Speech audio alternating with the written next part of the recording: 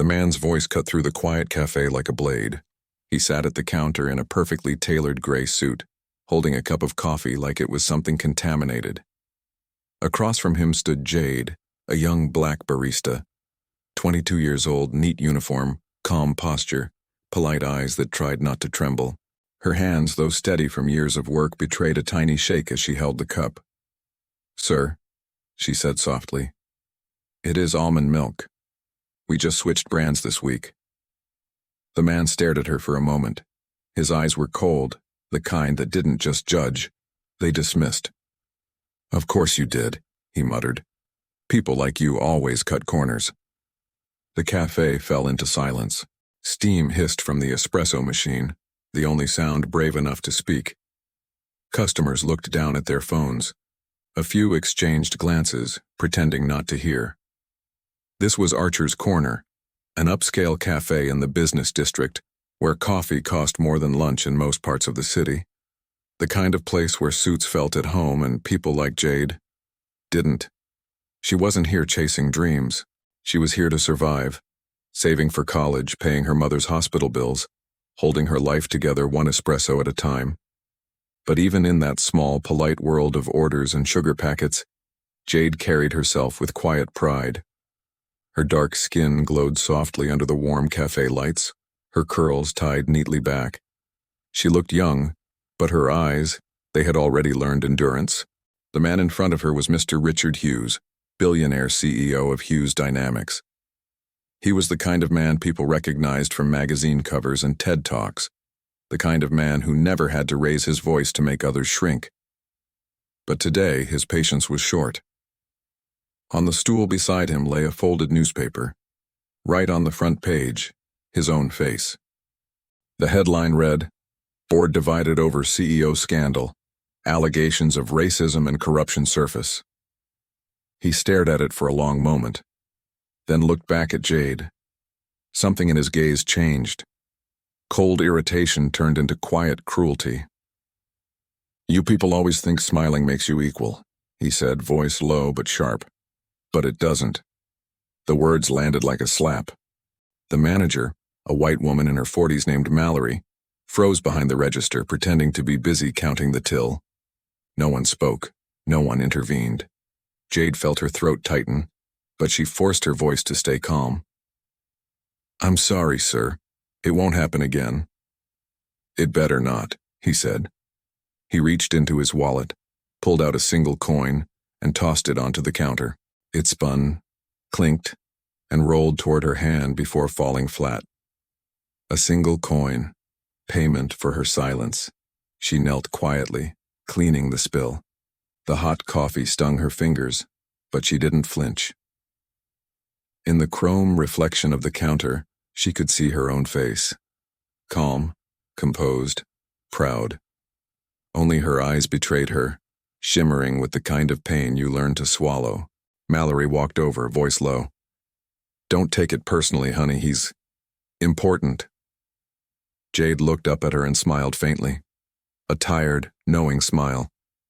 So was every man who thought he could buy respect. The manager blinked, uncertain whether to scold or stay quiet. Jade stood, wiped her hands, and went back to work. No drama, no tears, just quiet dignity in motion. Outside, rain began to fall, soft at first, then heavier, tracing silver lines down the cafe windows. Inside, Mr. Hughes sat for another minute, sipping his coffee with the grim satisfaction of a man who thought he'd made a point. Then he stood, adjusted his cufflinks, and left without looking back. The door closed behind him with a chime that felt colder than the rain. That evening after her shift, Jade stepped out into the downpour. Her thin jacket clung to her shoulders and her sneakers soaked through instantly. She walked fast, past glass buildings and black cars, the city humming with indifference. At a crosswalk, her phone buzzed, a notification from the business news feed she followed. Hughes Dynamics delays board meeting. New shareholder expected next week. She frowned. The same company, the same man. Coincidence? Maybe. But something about the timing made her pause. Home was a small, dim apartment on the edge of town. One window, one leaky faucet and too many bills on the counter. Her mother's photo hung above the sink, smiling weakly from a hospital bed. Jade placed her tips on the table, mostly coins damp from her pocket, and removed the simple pendant she wore every day. A small silver H. It caught the light, reflecting the faintest spark. She stared at it for a moment, then whispered, "You used to believe in people. Now they only believe in your money." She opened her old laptop. On the screen, a video from years ago. A younger Mr. Hughes stood on a stage, giving an inspiring speech about fairness, compassion, equality. Crowds applauded. Reporters smiled. Jade listened to his voice, the same voice that had humiliated her hours ago, and shook her head. If only they knew who you really were. Outside, thunder rolled across the city. Through the rain-streaked window, the neon lights of downtown blurred into red and blue ribbons. The pendant on the table glimmered softly, that single letter H almost mocking her. The camera, if there were one, would pull back slowly, leaving her in the warm glow of her lamp surrounded by the noise of a world that didn't care. But her eyes still held something fierce, something waiting. And then softly, a voice, her own, steady and quiet, filled the silence. Humiliation isn't the end. It's the test before the truth. Because sometimes, the ones the world steps on are the ones destined to rise higher than anyone expects. The day didn't start any differently. Same smell of coffee, same soft jazz playing in the background, same smile on Jade's face, or at least what was left of it. But inside, something had cracked. Humiliation leaves an echo, and hers was still ringing. Every time she looked at the counter, she saw him, the billionaire with his perfect suit and empty heart. His voice still stung, his coin still burned in her pocket. She tried to work like nothing happened. But shame is heavy. It hides in your hands, in your voice, in every cup you pour. Just after lunch, the cafe bell chimed. But it wasn't a customer this time. A tall man in a crisp navy suit walked in. He looked like he didn't belong anywhere that smelled like food. Polished shoes, expensive watch, clipboard in hand. He didn't order coffee. He was here for something colder. He walked straight to the counter where Mallory, the manager, was standing. They spoke quietly at first. Then his tone cut through the air like glass. "I'm here on behalf of Mr. Hughes," he said. "There was an incident yesterday. He expects immediate action." Mallory nodded quickly, eyes flicking toward Jade. "Yes, of course we've spoken." "Then you know what needs to happen," he said flatly. "Mr. Hughes doesn't want that barista working here anymore." The words landed like a slap. That barista. Not even her name. Jade froze mid-step, a towel still in her hand. The room went quiet. Even the espresso machine hissed softer. Mallory glanced at her, then away. "Jade, can you come here for a moment?" Jade walked over slowly. Her heart pounded, but her voice stayed calm. "I know this is about yesterday," she said. "I already apologized. It was an accident. I tripped." The man didn't even look at her. "Mr. Hughes says she's unprofessional, disrespectful. He doesn't want her representing his company's image." Jade blinked. "His company's image? I spilled coffee, not slandered a logo." No one laughed. No one moved. Her co-workers pretended to be busy. One wiped the same spot on the counter again and again. Another stared at the floor. Jade turned to Mallory. "You know me. You've seen me work. Tell him—" Mallory's voice cracked just a little. "Jade, please don't make this harder than it already is." "Harder for who?" Jade whispered. "For you? For him?" The man stepped forward, cold and precise. "You can collect your final paycheck, effective immediately." A pause, and then, quietly, the sound of something breaking. Mallory handed her a small plastic bag. Inside, her uniform, folded neatly, and a white envelope with her name on it. "Good luck," Mallory said. The same words people use when they mean, Goodbye. Jade nodded slowly. Yeah, she said. You too. She walked out through the glass doors, into a city that didn't care. Outside, the air was sharp with rain. People in suits rushed past her without looking, phones glued to their ears, umbrellas like shields. And in the middle of it all, one young black woman clutching a plastic bag, her world reduced to silence. The rain grew heavier. It soaked her uniform through the thin plastic, but she didn't stop walking. Every step felt like proof that she still existed, that she was still standing. By the time she reached her apartment, the sky had gone dark. The single bulb above the table flickered weakly.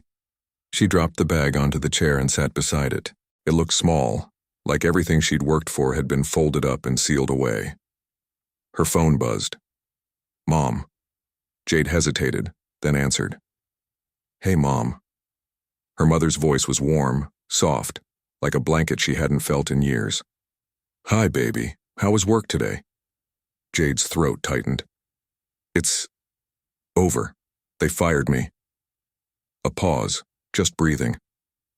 Then, oh, Jade. What happened? I made a mistake, a small one, but to them that was enough. Her mother sighed quietly. What did he say to you? Jade closed her eyes. The words echoed again, ugly, sharp, unforgettable.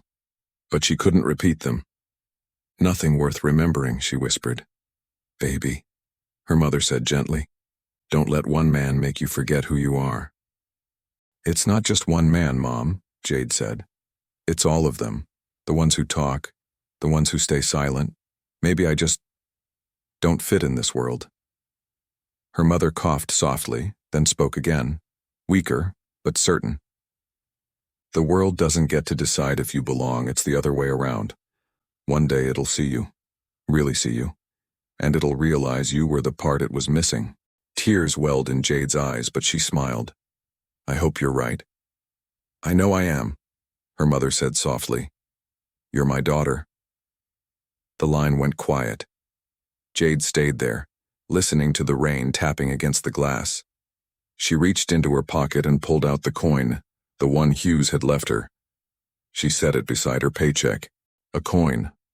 A life's worth of work. That's what her kindness was worth to him. But as she looked at it, that cold, shining circle, she didn't feel small anymore. She felt awake. Something deep inside her had shifted, the kind of shift that comes before a storm. Because sometimes the fall isn't the end. It's just the sound of the ground, getting ready to shake. The boardroom was colder than usual that morning. A long glass table reflected the gray sky outside, and a line of powerful men and women waited in tense silence. At the head of the table sat Mr. Hughes, the same billionaire who once reduced a young barista to silence. His fingers tapped impatiently on the polished surface as he glanced at his watch. This is a waste of time, he muttered. Who's this new investor that required an emergency meeting? The chairman cleared his throat. You'll see soon enough. Then the doors opened. Every head turned. The sound of heels echoed against marble floors. And when she stepped in, the room fell completely silent. Jade, no apron, no coffee stains, no trace of the girl he humiliated. She wore a tailored charcoal suit, her curls pulled back neatly, her chin lifted high. Her presence filled the room like quiet thunder. Hughes blinked, disbelief flashing across his face. What is this? He snapped. The chairman smiled calmly. Allow me to introduce Ms. Jade Wilson, our newest board member and head of the Hughes Foundation for Social Development. You might also know her as the granddaughter of our company's late co-founder Samuel Wilson. A pin could have dropped in that silence. Hughes's hand froze mid-air. Color drained from his face. Granddaughter? He repeated. Impossible. Wilson's family. Moved to London, yes, the chairman interrupted, and recently returned to restore the company's original mission, integrity, compassion, and equality. He turned toward Jade. We're honored to have you back, Miss Wilson. Jade gave a small, gracious nod, then turned her gaze toward Hughes. That same steady calm, that same quiet strength. "It's nice to see you again, Mr. Hughes," she said softly. His mouth tightened. "You tricked me." "No," she replied. "You revealed yourself." A murmur rippled across the table. Hughes shifted in his chair, but Jade didn't flinch. Her voice carried through the silence, calm yet sharp as glass. "You once told me that people like me don't belong among the respectable, that we should stay behind the counter serving coffee. But I think you were right about one thing. Some faces shouldn't serve." She leaned forward slightly, meeting his eyes. "They should lead." The words landed like a gavel. The room erupted in whispers. The chairman raised a hand, silencing everyone. Then, without hesitation, he turned to Hughes. "Effective immediately, you're relieved of your duties as CEO. The board has voted, unanimously." Hughes's pen slipped from his hand, clattering onto the table. He tried to speak, but no sound came. Jade simply rose from her chair, gave a polite nod to the board, and said, "Thank you for your time." And with the same quiet grace she once used to clean up spilled coffee, she walked out of the room. Hours later, the same cafe that once witnessed her humiliation was quiet again. The morning light filtered through the windows, casting soft gold across the counter. The bell above the door rang, and the staff turned in surprise. Jade stepped inside, not as an employee this time, as the new owner. The manager, the same woman who once handed her a plastic bag with her uniform, froze. Jade smiled gently. "Good morning, Mallory." "Miss Wilson?" she stammered. "I didn't know." "That's all right," Jade interrupted softly. "Most people don't." She stepped behind the counter, took a mug, and poured a cup of coffee herself. A new trainee watched nervously. "Ma'am, should I charge for that?" Jade smiled, handing him the cup. "No," she said. "If someone's hungry, feed them, even if they can't pay. True wealth isn't in what you sell, it's in what you share." The young barista smiled, and for a moment, the cafe felt lighter, like it remembered what kindness tasted like. Outside, the city buzzed as usual, unaware that something powerful had just shifted. That a woman once humiliated had now become the one writing the rules. The camera would linger on her face, calm, strong, unbroken. Her voice, steady and warm, closing the story. Sometimes humiliation is just the prologue to greatness, and those who look down on you today may one day look up to you. A soft pause, then a final whisper, a question to the heart. "And you? Have you ever faced injustice that made you want to prove who you really are? Tell me in the comments. What would you have done if you were Jade?"